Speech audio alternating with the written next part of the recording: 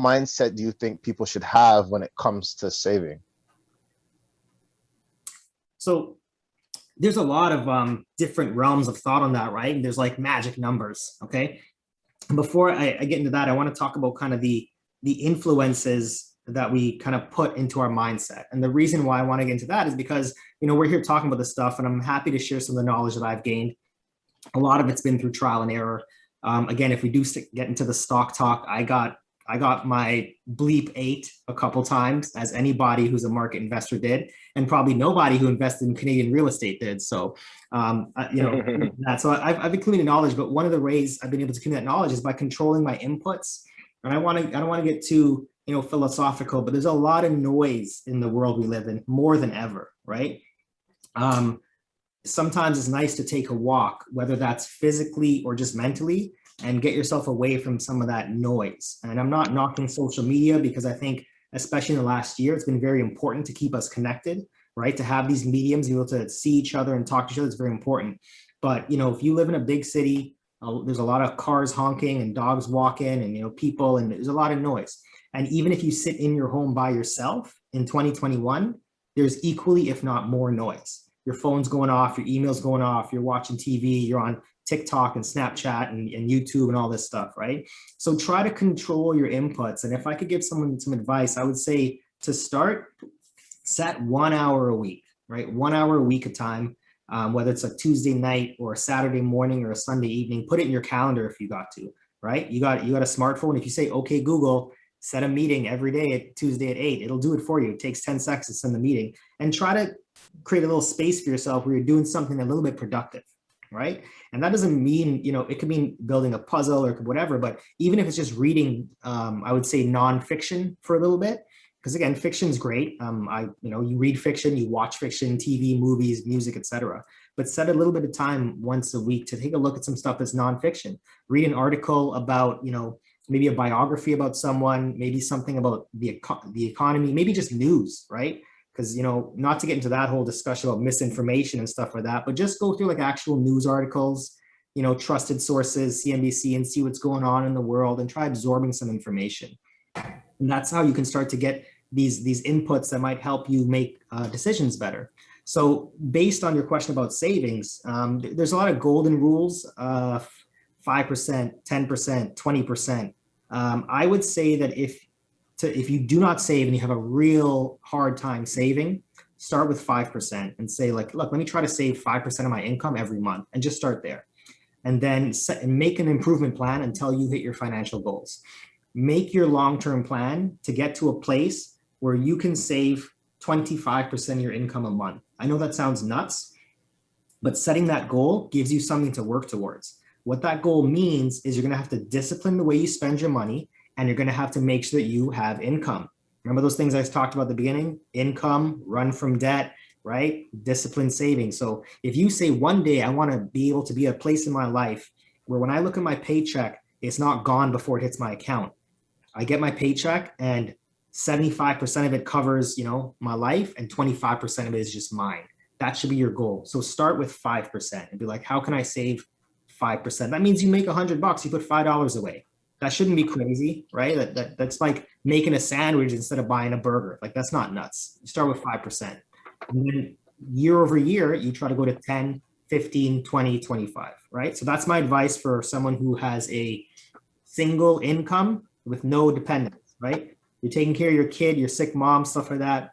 Yeah, those are situations a bit different. But if you live by yourself and you do not have dependents and you cannot save money, you need to go look in the mirror, because it's nobody's fault except you, all right? If you have even a dual income house, that number should be double.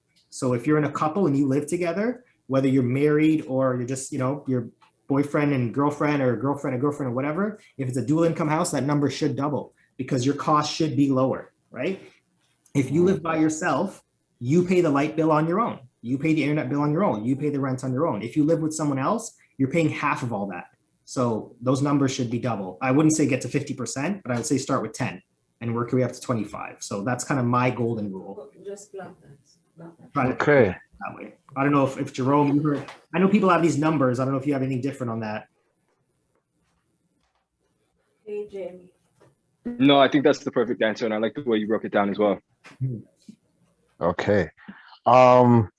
Okay, so what mindset should people have when it comes to, I would say spending. I would say spending. It's probably the same answer, but like, No, I think honestly it will resonate on some of the points I made before, which I think is perfect because repetition is how people learn, right? So when we talked about spending, we talked about living within your means, right? Some people, it's kind of like, I think healthy finance is similar to healthy eating, right? I'm not trying to throw you under the bus, but oh, when you go to a definitely. restaurant and they say, do you want fries with your burger or do you want a salad? You don't have to go, hold on, let me call my nutritionist and ask her which one is healthier. You know which one's healthier. You know. I don't. You know. We all know. I don't. We all know the fries are bad and the salad's good, right? But you do what you want, right? And I think with financial health, it's the same. You kind of know when you go out there and you're looking at buying clothes or spending money, eating out, or whatever, you know which financial decisions are good and which are bad. So some people can be conscious of those and make those on a daily basis. If you cannot, I would recommend you make a budget. So start with those numbers. And if you make, $2,000 a month and you want to set aside that 10%, which is $200, then you say, look, every month I'm going to make sure that I save $200. If you get 2 paychecks, that means you take $100 from each paycheck and you put it, in a savings account. Savings accounts for most banks are free. They don't cost you anything. You can open up a savings account with your bank and start putting money in it. So start that way. So that way you don't touch that money. If you're not very good at being conscious about your spending, I think the best way to do it is a budget. One of the things that I used to do is I used to just sit down and take a look at all the money I spent. And I think that's like a fear tactic that gets you into shape. If you've never done it, I urge you, take time and look at 1 month, any month, right? If you pick Christmas, you'll probably cry. If you pick December, or a more regular month, whatever. We're at the end of March. Pick February. February was a short month. You probably didn't do much, so it was probably a good time. Just take a look at your bills. Take a look at your credit card. Take a look at your ATM withdrawals. Take a look at your debits or whatever the case is, and take a look at all those. And first of all, see if you can itemize them. Remember where you spent that money, and then you'll see how you're spending. And you'll probably see that not everything that you spent was really essential. You'll probably see that some of those things didn't really bring you great joy. And you're probably going to see that there's something there you can cut back on. If you're going to Starbucks 3 times a day and buying like an $8 coffee, that's $24 a day, right? $24 a day times 5 days a week, you're at $120 something dollars. At the end of the month, you're at $460 on coffee, right? So if you do that index 1 month and take a look at all the money you spent, I promise you'll find a way to save a couple $100 without impacting your lifestyle. I'm definitely seeing it. Like as you're telling me, I'm seeing it because I could say since COVID, my cash withdrawals, because it shows like the breakdown. My cash withdrawals on my ATM, I haven't really took out any money from my ATM. But like since COVID, now you could pay with cash. I see my little withdrawals coming in. At least before, with my debit, I could have seen where I was spending. Yeah. But now, like with my withdrawals, I'm having cash like go, and I'm not remembering what I spent it on, all that stuff. But yeah. I think you had a good tip for people too. You said you bank with RBC and they give you like a monthly spend report, right? Yeah, they have like my personal my finance tracker. So it tells you the stores and they break it down from like withdrawals, food, maintenance, based off the situation. How much does that pie chart cost you? It's free, right? Ooh, it's free. It's exactly. There you go. So RBC will tell you how much money you waste. I know it's not a plug, but hey, if they want to. Any bank. I got a plug. Yeah. I got a plug. Aside from RBC, Mint.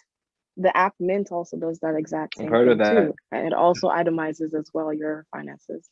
Yeah. Lots of tools out there for people interested, right? Just like there's apps to learn the new dance challenge. There's some apps that you can track your nutrition or food or spending too. Okay. Another one I had was what mindset